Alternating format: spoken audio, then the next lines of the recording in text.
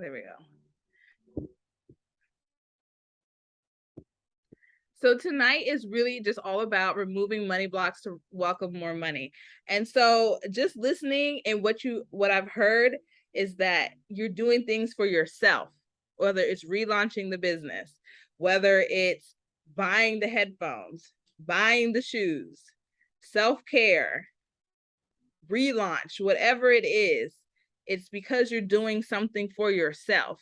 And that's why my whole push has been with this list. If you're participating at any type of level of manifesting money, is that you have to do something for yourself. Money is just not supposed to be used for bills, right? That's why we feel stressful. We feel stressed about money because we've been used to just using it for those types of things versus for things that it's meant for us to use, things that bring us joy, right? We need electricity. So, okay, we're gonna use our money for that. We need Wi-Fi. I can't live without it. So I happily pay that bill every month. So just really reframing our minds around the things that we use money for, because we do need these things to make our lives easier. And so just, talking about money power. Money power is your God-given innate access to more than enough.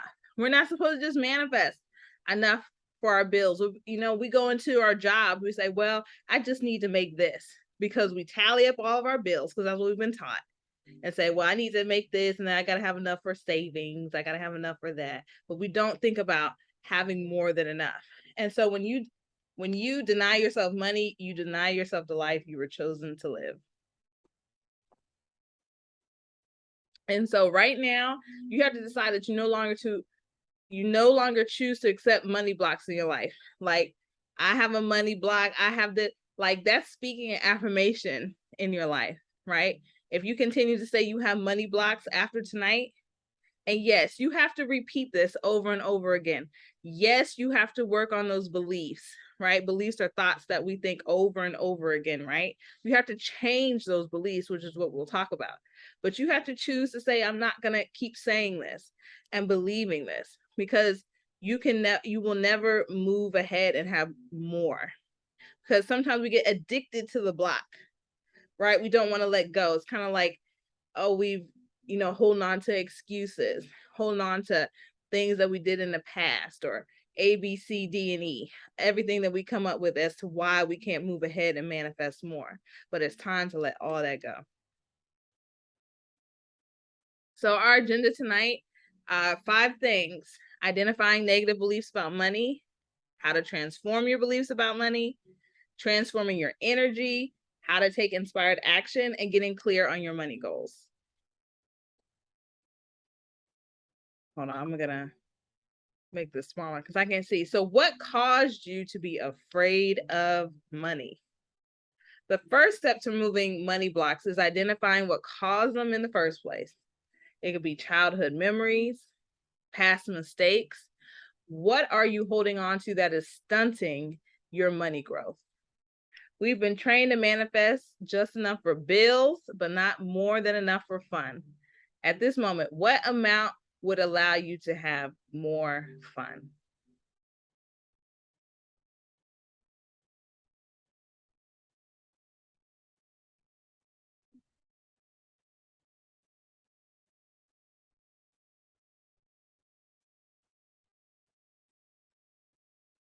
Hold on. So just keep that number in mind, because at the end, we're going to talk about setting a money goal. So oh yeah, that's right. 3 steps to create a positive beliefs about money. Step 1, you got to forgive yourself, and you got to forgive others for any past mistakes with money. Okay, we can't hold on to, our mama or daddy, our parents, grandmama, whoever it was that raised us. They didn't have enough. Well, you know what? They did the best that they could do.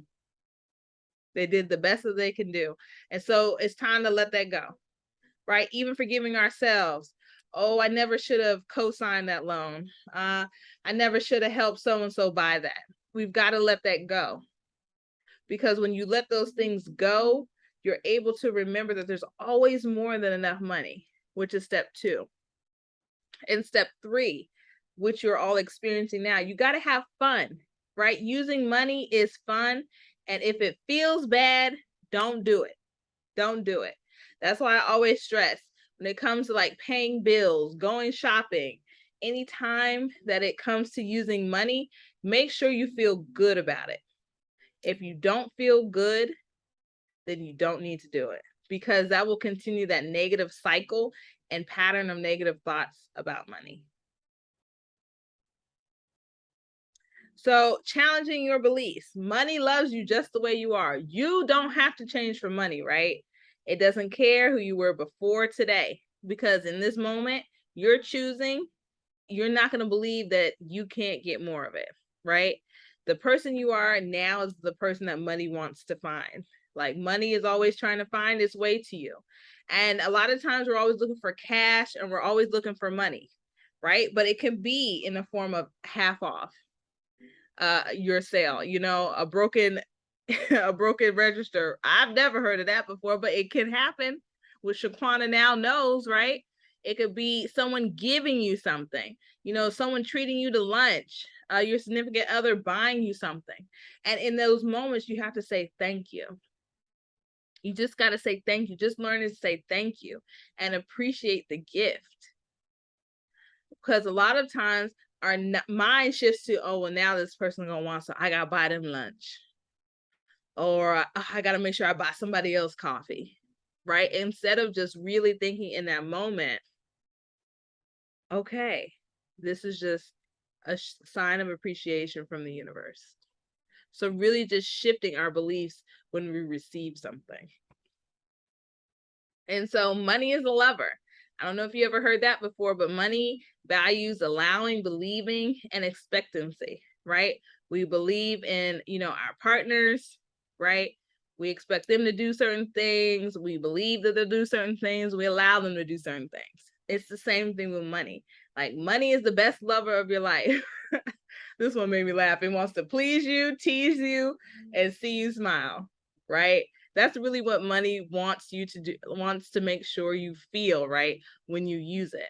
So however you desire your significant other to treat you is how money wants to treat you.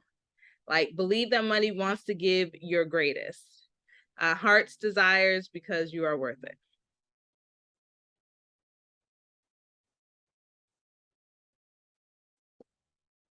Oh, wait. So next, after you realize that money is your lover, you got to transform your energy, right? In order to do this, you got to raise your vibration. So I know we've all heard the term high vibes, high vibes. Well, that high vibe really has to do with like gratitude, joy, laughter, happiness. And the more that we find ourselves in these states of vibration, the more money is attracted to us. So yes, there are going to be things that happen throughout our days that, as Toya was saying, or excuse me, Adia was saying that she had a long day, right? And then when she took the time, right, taking that time to remember what it is that's happening for us. So then she was able to list 3 or 4 different things. So just knowing that, that is staying high vibe, keeping those things in the forefront of your mind as often as possible. That's why it's important, like just to keep like a little notebook and like a pen or something just nearby, keep it in your purse, just like, you know, like proof that things are working out for you. So in those moments that you're like, oh, nothing's working out, you can go back to your proof, excuse me, and you can see that everything is truly working out for you. So you've got to let go of any self-limiting beliefs about your ability to track money. Like money doesn't care. As we were saying the last time, money doesn't care about all that extra stuff that what we look like, what we're wearing, all that kind of stuff. Money doesn't care about that. Money cares that you value it, you appreciate it, and that you're willing to use it for things that bring you joy, not just things that you have to do and have to pay. So one of the things, creating a vision board. I know we've touched briefly in the past about that. And a vision board just helps you clarify what you want. Like, what do you want to attract? Your physical health, for your family, your big goals, you know, spirituality, self-love, money, your money mindset, right? Your beliefs around money. All these things could go on a vision board. And it helps to set your intention, gives you a focus, right? It fosters motivation, like I'm willing to do what I have to do in order to get these things. And when I say that, we're not talking about, you know, lying, stealing, cheating, and killing. We're not talking about anything like that, but things that bring no harm to none, right? Increasing, you know, positive thoughts about yourself. Being willing to try new things, learn new things, being willing to put yourself out there, sharing your gifts and talents, whatever it is, right?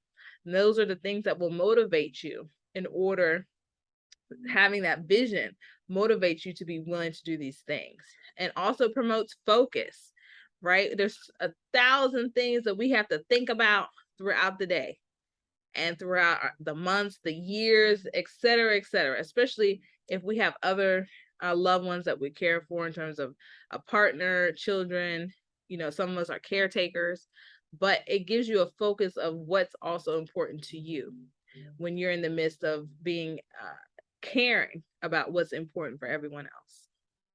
And it allows for reassessment, right? Am I on the right track? Is this going to help me get here?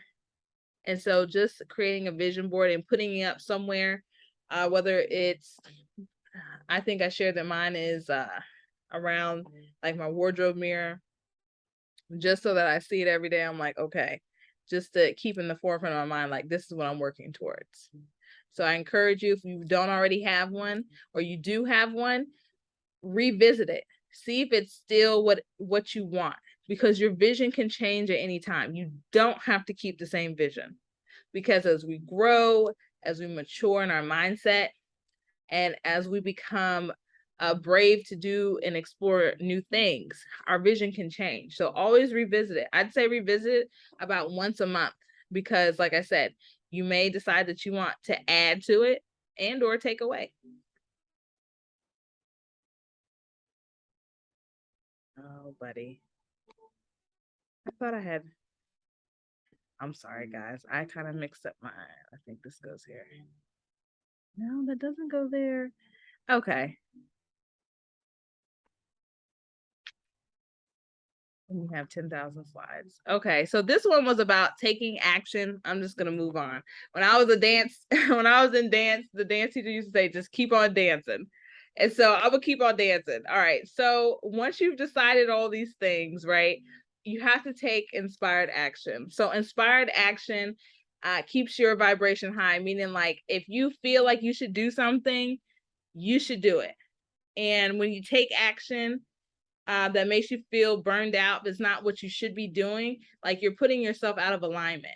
And we know being alignment brings us our manifestations. And alignment is just in that belief, that expectancy, and that allowing that what it is that we want can come to us. So only do things that make you feel good. Like if you're going to a job every day that you don't like, make a plan to get out. You don't have to stay there. I'm a testament to that. You know, I started this in 2020 and I was like, I don't want to be a teacher anymore. It took some time, right? Because I had to work on my mindset. I had to believe in myself. But just in moving each day, moving that needle to knowing that this is what I wanted, that's where I can say I am where I am now. So don't think how little you move towards your goals. It's all growth. And eventually your growth will equal up to your manifestation and that of what you want. And so what we're talking about, do what makes you feel good. It is so important to do what makes you feel good. Like if you feel good while you're doing it, then that's what you should be doing. Like all these things about this is sinful and this is this and this is that, and we're doubting what it is that we're doing. Like that's not the way life is supposed to be. I was sharing today during live that I don't use that word sinner anymore. Like, because when I was using that word sinner, like I am a sinner, that's speaking that on your life, right? Sin is essentially something that's bad. So you're just saying that you're a bad person. You make bad choices. So I don't say that anymore. I don't. I trust myself to know that I'm not doing anything that's going to harm anybody, because innately we're good people. We might make poor choices. Sometimes we make bad choices, but innately we're good people. So that's why it's important to focus on what makes you feel good. And so inspired action or co-creation, as you all may have heard, is just about that. It's about doing what you love to create unlimited happiness and joy in your life. The happier and joyful you are, the more money that comes.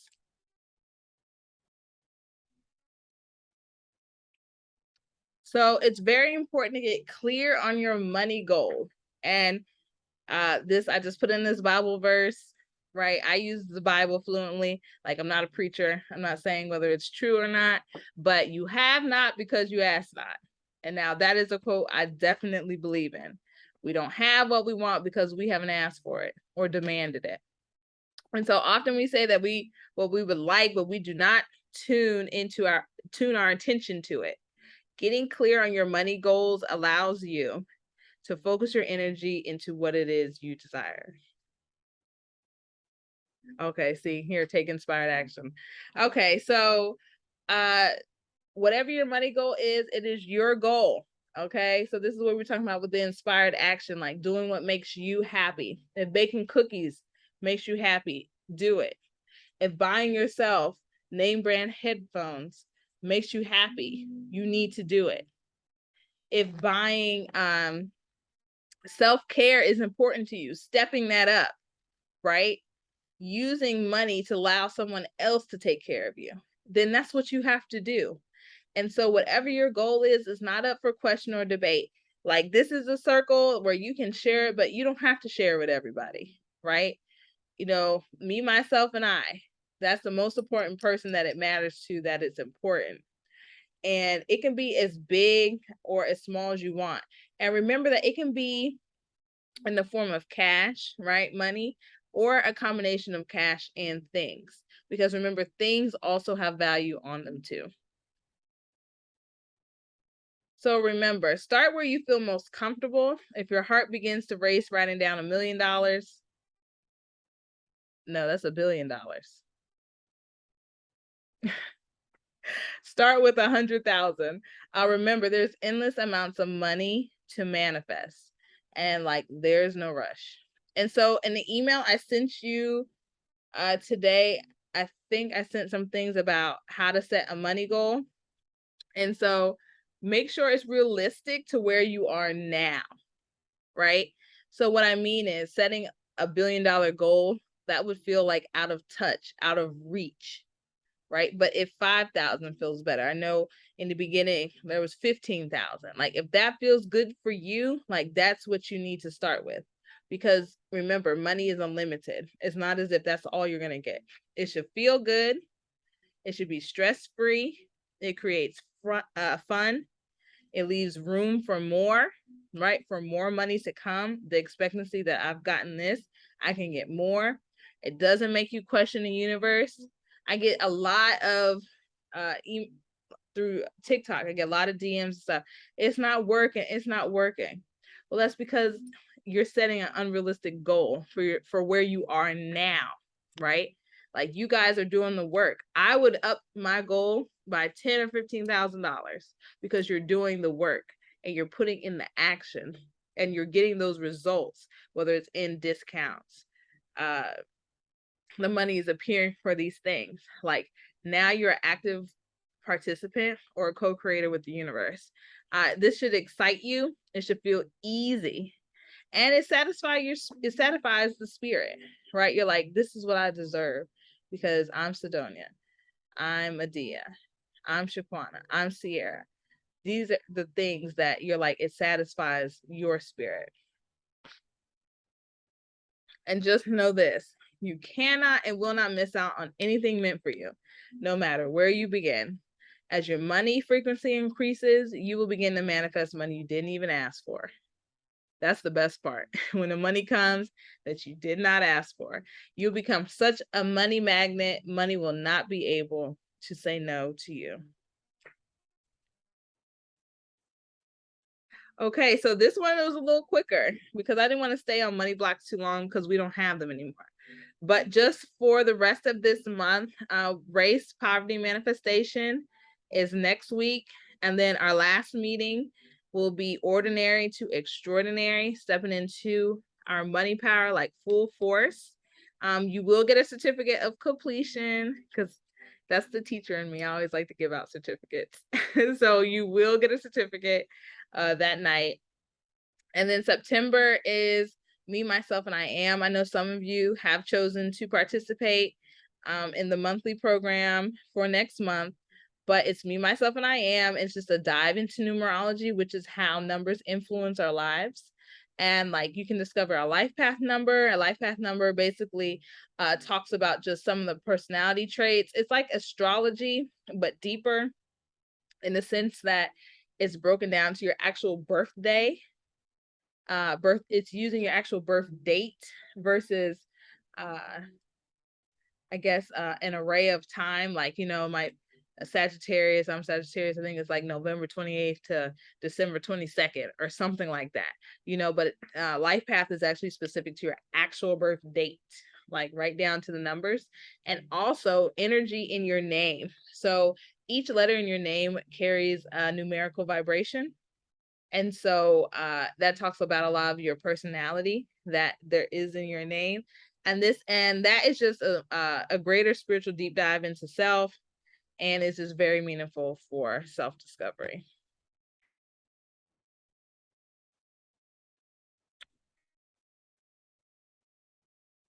So that's all I have for tonight. I wasn't staying on blocks forever. Like we could go on and on and on about blocks, but there's no need, because if you can just switch your beliefs, you make a decision you don't want them anymore, your mind goes to work for you, and you won't accept saying, you'll find yourself when you start having those thoughts like, oh, I'm not gonna have the money, you be like, that's a lie, that's not true, because you have proof in the ways that money has showed up for you. And so tonight we don't have no more.